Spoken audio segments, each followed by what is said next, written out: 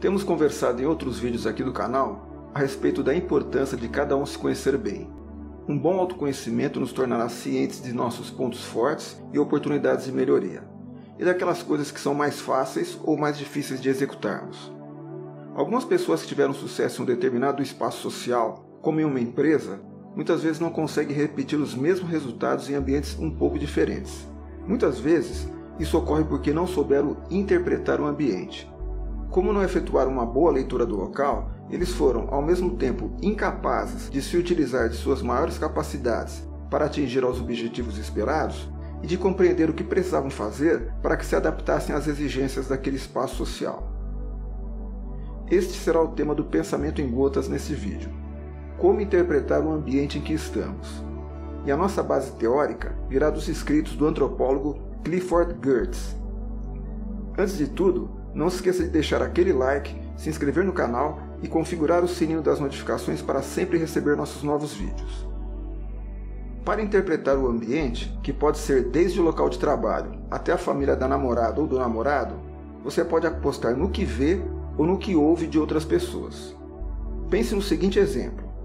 Você acaba de começar a trabalhar em uma nova área ou emprego em que você não conhece as pessoas. Neste novo ambiente, você se esforça para prestar atenção em tudo que ocorre à sua volta, para tentar compreender a cultura organizacional. Por acaso, bem ao seu lado, você vê duas pessoas que se cruzaram em um dos corredores da empresa, piscando os olhos quase que simultaneamente. Aquela piscadinha com um olho só. Você não sabe, mas o primeiro tem um tique nervoso e por isso piscou o olho.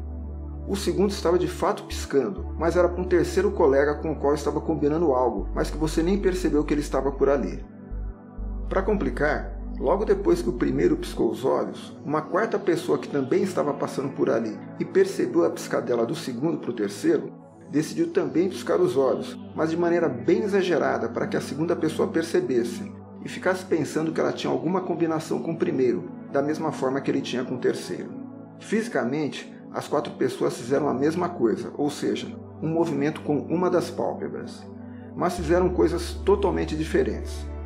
O primeiro tinha só um tique nervoso e apenas movimentou uma pálpebra e nem percebeu o que estava ocorrendo ao seu redor. O segundo e o terceiro, que você nem viu, realmente estavam trocando alguma informação por meio de um código que eles conheciam, mas você não. O quarto estava apenas mentindo, ou seja, tentando passar a impressão que estava trocando alguma informação com o primeiro, aquele carinha do tique nervoso, mas na verdade estava tentando apenas enganar o segundo, para que pensasse que ele também estava combinando algo com outra pessoa. Se alguém perguntasse a você o que você percebeu nesse encontro no meio do corredor, o que você responderia? E tem como afirmar que o que você pensou descreve o que de fato aconteceu naquele momento? Agora, uma outra situação.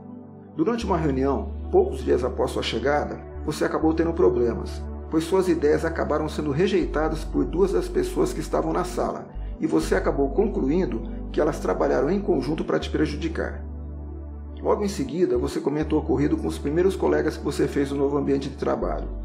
Um deles te fala que aquele lugar era cheio de esquemas, em que uns combinavam com os outros e era importante você entrar em alguma panelinha para não ficar sozinho em alguns embates. Outro fala que pode até ser, mas que nunca percebeu isso naquele lugar e achava que havia até uma boa cooperação. Agora você tem um problema. Como definir aquele ambiente em que você está trabalhando? Vejamos as possibilidades. A princípio, temos duas situações para refletir. O encontro no corredor em que você observou algumas pessoas piscando e a reunião em que você se sentiu prejudicado. Vejamos o que temos de fato. Do encontro das piscadelas e a partir de um aspecto que os filósofos chamam de fenomenológico, ou seja, ligado especificamente ao que foi de fato observado, você tem apenas algumas pessoas piscando os olhos. Isso pode ser um indício de uma trama, ou de tiques nervosos, ou de piscadelas involuntárias daquelas pessoas, ou de qualquer outra coisa, mas não há elementos que permitam a você dizer de fato o que está acontecendo. Juntando com o ocorrido na reunião, temos a sua interpretação individual de que algumas pessoas tramam alguma coisa na empresa. Mas é a sua interpretação, que pode estar certa ou errada, é algo subjetivo. De um dos colegas, você tem a chamada visão estrutural, ou seja, algo como se houvesse uma força invisível na organização que faz com que todos ajam da mesma forma, ou seja, fazendo suas tramas, se organizando em panelinhas, coisas do tipo, algo cabalístico. Qual dessas três, na sua opinião, é a mais adequada para explicar o que está acontecendo? A estrutural, a fenomenológica ou a subjetiva? Para o antropólogo Clifford Geertz, o correto é tentar resistir ao subjetivismo de um lado e ao cabalismo de outro, tentar manter a análise das formas simbólicas tão estritamente ligadas quanto possível aos acontecimentos sociais e ocasiões concretas, ou seja, do mundo público da vida comum. Traduzindo, este autor propõe que não foquemos na interpretação subjetiva, nem na estrutural e nem na fenomenológica. A saída que ele propõe é localizar os símbolos presentes naquele lugar e como eles organizam o funcionamento da vida real daquelas pessoas. Mas de que símbolos estamos falando? Símbolo é um conceito muito complexo, esperamos dedicar um vídeo específico a esse tema. Entenda nesse momento que símbolo é tudo aquilo que expressa um significado, de coisas diversas como poder, autoridade, prestígio e mudança. Por exemplo, o que caracteriza as pessoas e departamentos que têm poder e autoridade na sua organização? E o que significa ter prestígio? Como ele é medido? Eu conheci uma pessoa que prestígio para ele era ter uma vaga melhor no estacionamento da fábrica. E a mudança? Ela é bem-vinda ou é algo a ser evitado naquele lugar? É isso que precisa ser percebido, pois na teoria de Geertz, as visões subjetiva, fenomenológica e estrutural são insuficientes para que se consiga compreender o que de fato ocorre naquele espaço social.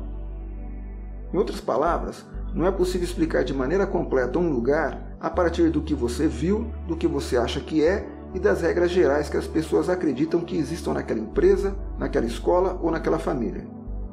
Você precisa entender como funcionam os símbolos, aquelas coisas que são verdadeiramente reconhecidas como importantes naquele lugar e que fazem sentido e orientam e dão significado à vida das pessoas. Pense, por exemplo, em uma bola de futebol, um time, uma bandeira, uma nacionalidade. Quanto significado esses símbolos possuem e como dão sentido à vida das pessoas? Experimente agredir um símbolo importante para alguém e você poderá iniciar uma guerra. A teoria de Geertz visa interpretar de maneira profunda, de maneira densa, não o evento em si, mas o significado que os indivíduos dão às suas ações sociais, de forma a fazer sentido na realidade vivida e nos exemplos que demos dentro das empresas, nas equipes e até no interior das famílias. Não dá para explicar as coisas a partir de uma única teoria sem considerar a maneira como os envolvidos se relacionam de maneira simbólica com o local.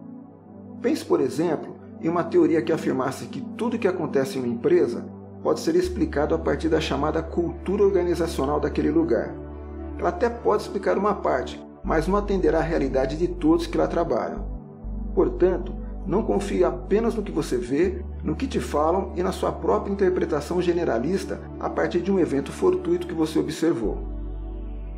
Em outros vídeos, vamos trazer outras dicas a respeito de como entender o lugar onde você está, de forma que você possa transitar melhor naquela empresa, naquele departamento, com aquele grupo de colegas e em quaisquer outros espaços sociais em que você estiver. Se gostou, deixe seu joinha e nos ajude a divulgar esse conteúdo enviando aos seus amigos. Grande abraço e até a próxima.